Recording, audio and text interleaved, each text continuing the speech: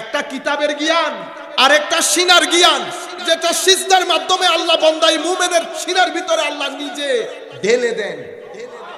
এটাকে ইলমে লদুন্নি বলে। ইলমে লদুন্নির মধ্যে ফেরেশতারও কোনো মাধ্যম থাকে না।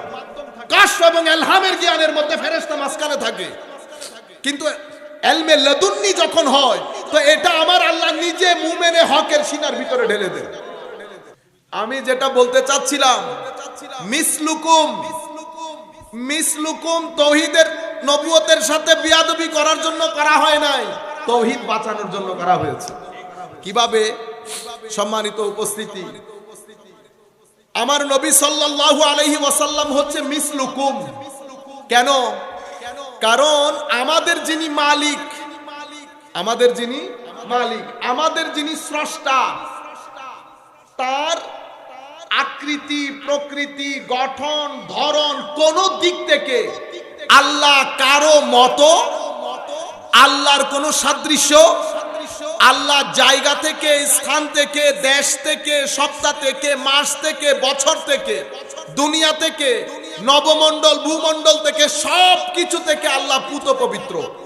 আমার আল্লাহ কি বলেছেন? লাইসা, শব্দগুলা খেয়াল করেন, লাইসা কামিসলিহি শাই, আল্লাহর কোনো মিছিল নাই, আল্লাহর কোনো মিছিল নাই। মাওলা আপনার কোনো মিছিল নাই, তো আপনার আনুগত্য কিভাবে করব? লাইসা কামিসলিহি শাই, উনার কোনো মতো নাই। তো মাওলা যদি আপনার কোনো মতো না থাকে, তো আপনার চরিত্রে চরিত্রবান হওয়া, সিবগাতুল্লাহর রঙে রঙিন হওয়া, এটা কিভাবে সম্ভব? তো আল্লাহর রঙে রঙিন হওয়ার জন্য, আল্লাহকে চিনার জন্য আমাদের মধ্যে আমাদের মতো একজনকে পাঠিয়েছে। আপনি বলছেন না এখন মিসলুকুম, মিসলু, আপনারা ধ্যান আছে, মন্টন আছে, আচ্ছা, মিসলুকুম, আমার নবী এনা বলেছে আমি তোমাদের মতো। আমার নবীকে এই কথা কখনো বলেছে যে তোমরা আমার মতো?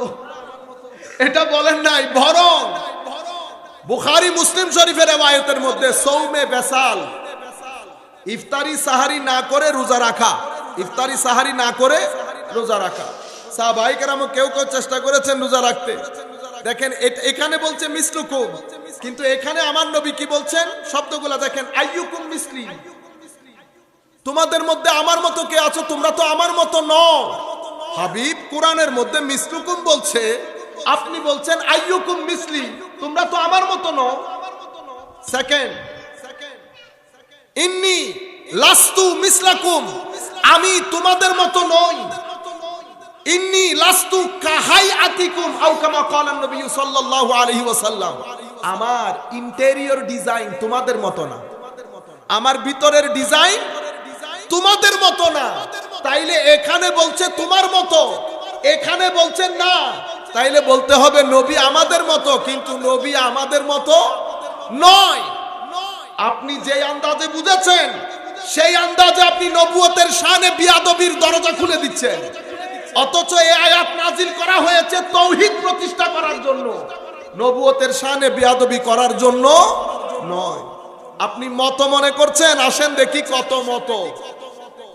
কোরআন, কিছুদিন আগে বড় ছোট, আমরা বড় ছোটতে যাই না, শুধু একটা ইশারা দেই, আপনারা বুঝতে পারবেন এটা কোরআনের আয়াত।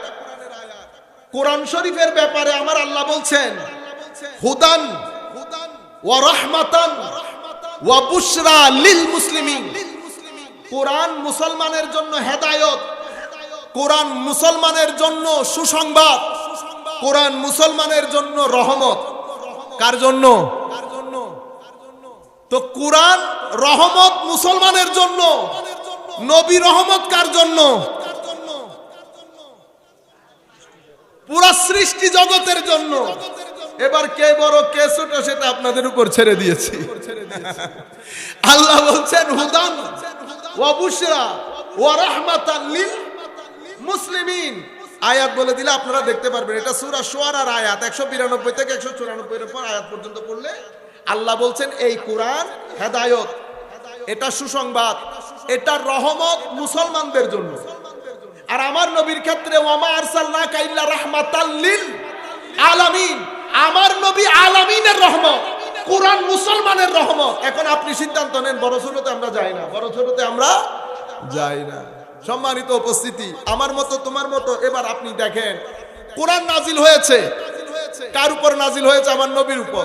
মাথার উপর নাজিল হয়েছে? ব্রেইনে? কিসে? কলবের মধ্যে নাজিল হয়েছে। কেমন কোরআন? আমি যদি এই কোরআন লাউ আনজালনা হাযাল কুরআন আলা জাবালিন লারাআইতাহু খাশিআম মুতাসাদ্দিআম মিন খাশিয়াতিল্লাহ, আমি যদি এই কোরআন পৃথিবীর পেরেক বলে খ্যাত, যেটা পুরা পৃথিবীর ভারসাম্য রক্ষা করে আছে, কে? পাহাড়। সবচেয়ে শক্তিশালী জিনিস। ছোটখাটো ভূমিকম্পকে পাহাড় কানেও তুলে না। ছোটখাটো ভূমিকম্প হইলে এটা পাহাড় কানেও তুলে না, কারণ পুরো দৈত্য।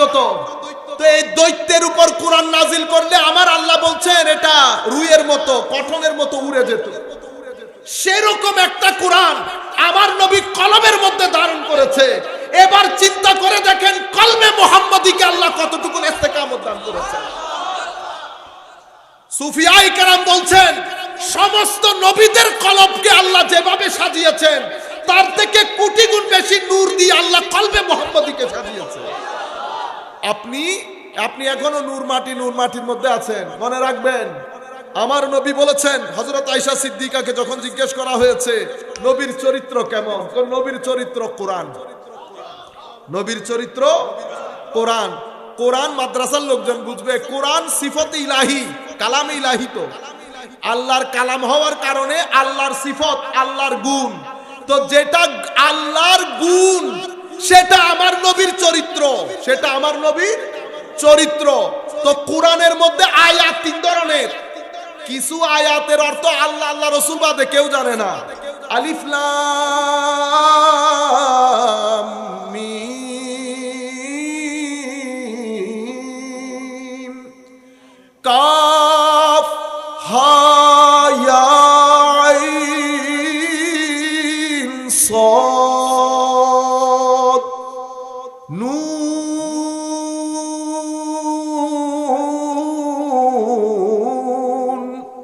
কফ আলিফ লাম র। শুধু আপনি পড়েন, পৃথিবী পড়ছে। হযরতে আবু বকর সিদ্দিক পড়েছেন, ফারুক আজম পড়েছেন, উসমানে গনি পড়েছেন। কেউ এই রব এবং দবদবার কারণে ইলমে মুহাম্মদের এই সমুদ্রের মধ্যে কেউ ঢোকার সাহস করে না। সবাই চুপচাপ পড়ে গেছে। আয়াত শব্দের অর্থ কি? আল্লাহ জানে, আল্লাহ রাসূল জানে। আল্লাহ জানে, আল্লাহ রাসূল জানে। কিছু আয়াতকে আমরা মুহকামাত বলি। কি বলি? মুহকামাত।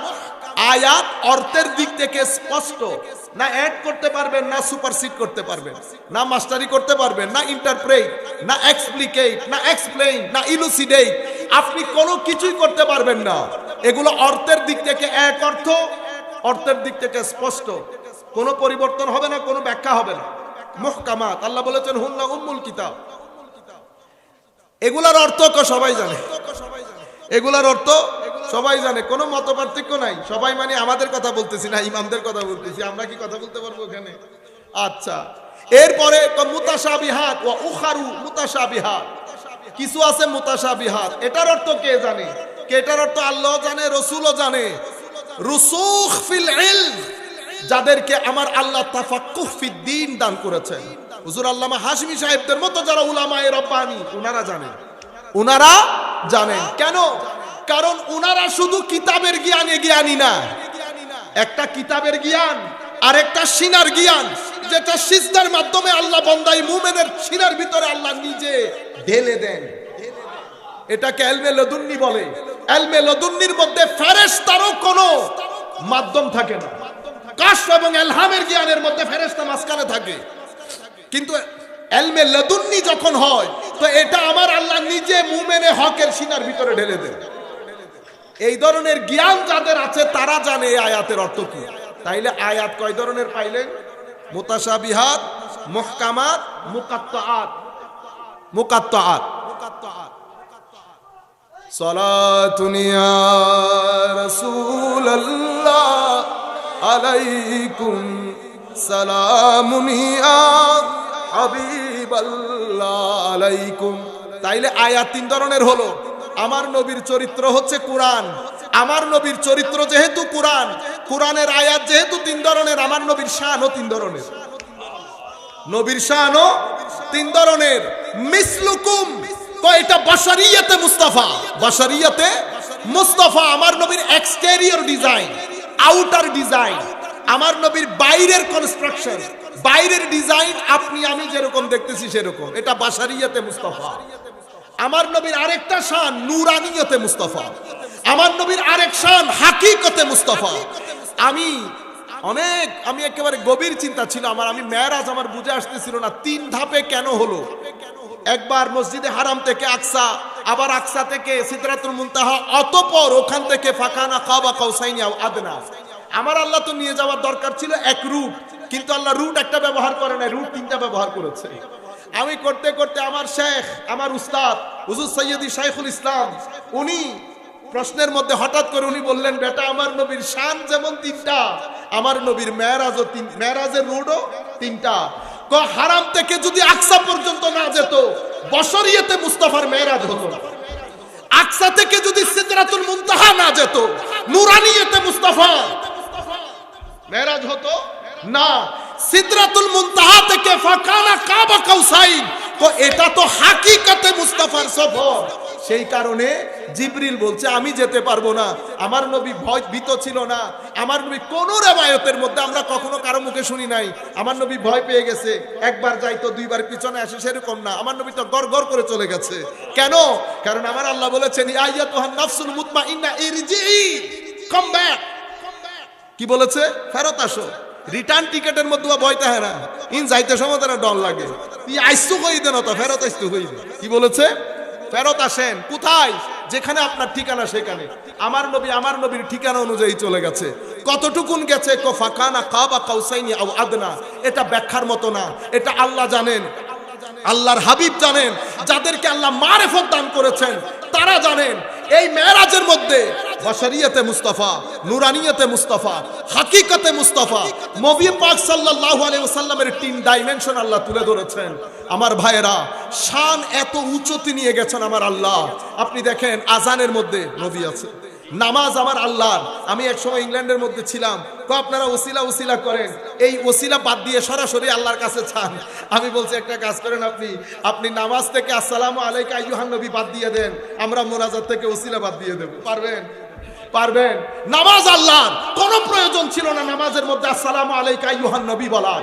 কিন্তু শুধু নবীকে সালাম দেয় নাই, আমার আল্লাহ হেদায়েতের চারজন যেই এজেন্ট, নবী, সিদ্দিক, শহীদ, সালেহ, চারজনকে আল্লাহ নামাজের মধ্যে শরীক রেখেছেন। রাখেন নাই? আসসালামু আলাইনা ওয়া আলা ইবাদিল্লাহিস সালেহিন। সেই কারণে সকল শিরকতের মধ্যে, শরীকের মধ্যে শিরিক হয় না। সব শিরিকের মধ্যে শিরিক হয় না। এটা তো শিরিকের জন্য না, এরা হিজবুল্লাহ। এরা কারা? হিজবুল্লাহ। এদের মাধ্যমে দিন কিয়ামত পর্যন্ত জিন্দা থাকবে। সেই কারণে আমার আল্লাহ যখন বলেছেন দিন আমরা নাজিল করেছি, আমরা রক্ষা করব। কি বলেছে? আমরা। মাওলা আমরা বললেন কেন?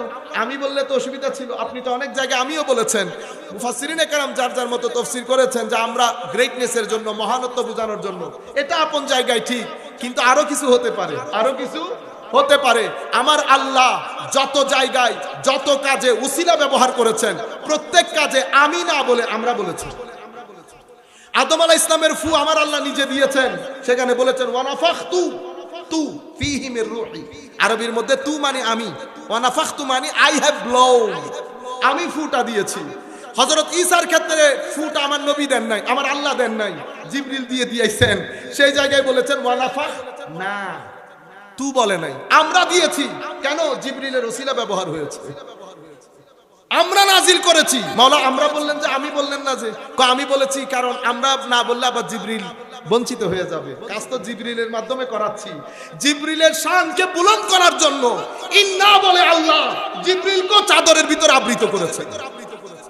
আল্লাহ দিন রক্ষণাবেক্ষণ করবেন, ওখানে ইন্না বললেন কেন? তো গাদার গাদা, ইন্নার মধ্যে আমি আছি, আমি তো মূল, আমি মূল।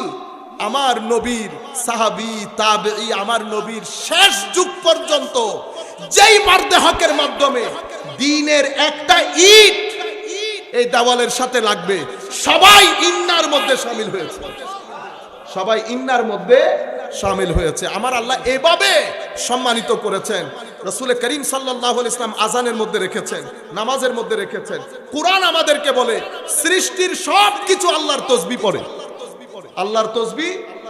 আপনি দেখেন সৃষ্টির যত কিছু আল্লাহর তাসবিহ পড়ে, প্রত্যেক কিছু আমার নবীকে দেখলে সালাম আরজ করে, আমার নবীকে দেখলে সালাম আরজ করে।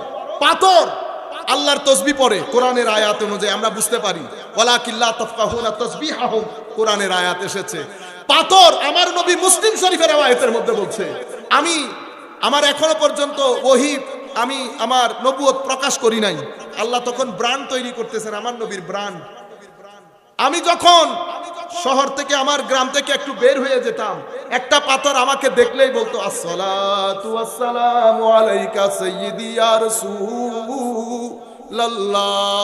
পাথর নবীকে সালাম দিয়েছে। পাথর কি প্রাণী? পাথর তো জড় জিনিস। তো জড় জিনিসের মধ্যে নবীর মারফত রেখেছে। এটা হচ্ছে মিসলুকুম। এই মিসলুকুমকে তাওহীদ বাঁচানোর জন্য পাঠিয়েছে। আপনি নবুয়তের সাথে বেয়াদবির বাজার গরম করছেন। মিসলুকুমের অবস্থা দেখেন, পাথরে চিনতেছে, গাছে চিনতেছে। শেষে আমার নবী উহুদ পাহাড়ের উপর উঠেছে। উহুদ পাহাড় তো প্রাণী না। উহুদ পাহাড়ের উপর যখন উঠেছে, উহুদ পাহাড় আমার নবীর প্রেমে আসক্ত হয়ে এশকের মধ্যে দোলা শুরু করেছে। আর আমার ভাইরা বলে কি, ভূমিকম্প এসেছিল, ভূমিকম্প আর খাইদে হামলাই দিনা না না না, এটা হচ্ছে যার যার এশকি বিষয়। আপনার দৃষ্টিতে ভূমিকম্প, আমার দৃষ্টিতে এটা পাহাড়ের রক্স ছিল। কি ছিল? রক্স। তো পাহাড়কে আমার নবী কি বলেছেন? উস্কুনি। পা দিয়ে, পা মুবারক দিয়ে একটু হালকা করে আঘাত করে বলছে পাহাড় হইছে তো। আহা, হইছে তো। বুঝতেছেন না? আমরা যেভাবে বলি পায়ে ধরে সালাম করিও না, হইছে তো। তোমার উপর নবী, তোমার উপর সিদ্দিক, তোমার উপর দুইজন শহীদ। পাহাড় স্থির হয়ে গেছে না? তো পাহাড়ের ভিতরে মারেফত না থাকলে, মহব্বত না থাকলে পাহাড় আমার নবীর পায়ের আঘাত বুঝতে পেরেছে। এটা হচ্ছে মিসলুকুমের অবস্থা। এটা মিসলুকুমের এই শান ও মান দেখে আপনি না আবার আল্লাহ আল্লাহ বলা শুরু করেন। তো তাওহীদ বাঁচানোর জন্য মিসলুকুম নাজিল হয়েছে। নতুবা তারা তো বলতো ক্বালু মা আনতুম ইল্লা বাশারুম মিসলুনা, আপনি তো আমাদের মতো মানুষ, এটা তো তারা বলতো। কিন্তু পরবর্তী যুগে আবার বেশি আশকের মধ্যে এসে কাজ আরেকটা করে ফেলবেন। সেই কারণে তাওহীদ বাঁচানোর জন্য মিসলুকুম বলেছে।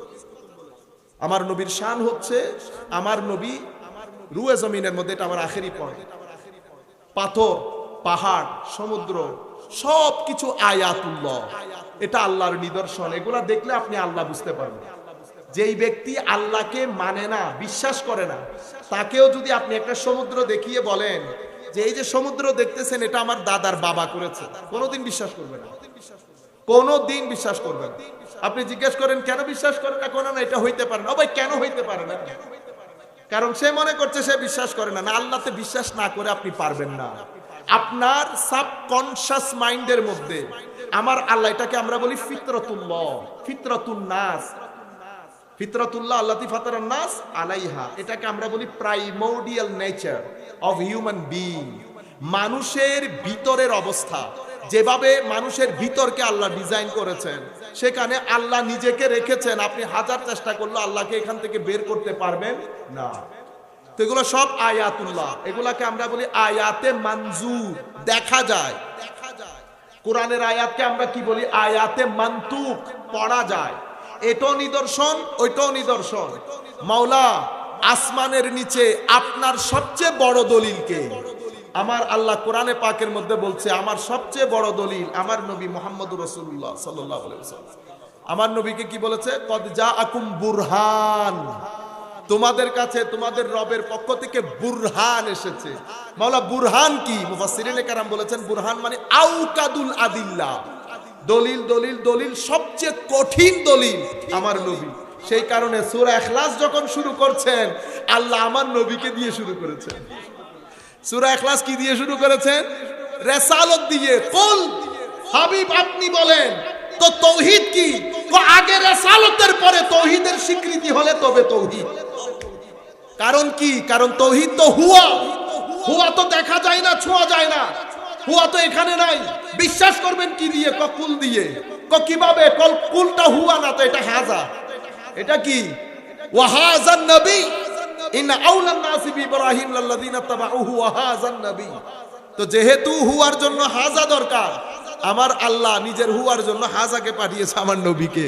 সেই কারণে সূরা তাওহীদের নাম দিয়েছে ইখলাস। মানে এখানে যে তাওহীদের বর্ণনা এসে যেটা খাঁটি তাওহীদ, এটা খাঁটি তাওহীদ। তার মানে দুই নম্বরও আছে, দুই নম্বরও আমরা তাওহীদি জনতা, তাওহীদ ও ভাই অনেক তাওহীদি জনতা হইল তুমি অনেক আল্লাহর ওলি হলো দুশ্মনী করতে লাগে, কিন্তু আসল তাওহীদ তুই তারা জানে।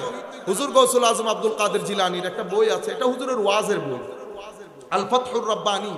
আপনারা যারা গিয়ে আরবি শরীফ করবেন, আমি বিনয়ের সাথে আপনাদেরকে বলবো, যখনই গিয়ে আরবি শরীফ করবেন তখনই হুজুর গৌসুল আজমের ফাতহুর রাব্বানী হোক, সিররুল আসরার হোক, আত-তারিক ইলাল্লাহ হোক, ফাতহুল গায়ব হোক, অথবা গুনিয়াতুত তালিবিন হোক, এগুলা থেকে একটা নির্দিষ্ট অংশ 30 মিনিট 30 মিনিট করে মানুষকে পড়াবেন কোনো মাদ্রাসার বা মসজিদের ইমামদেরকে দিয়ে।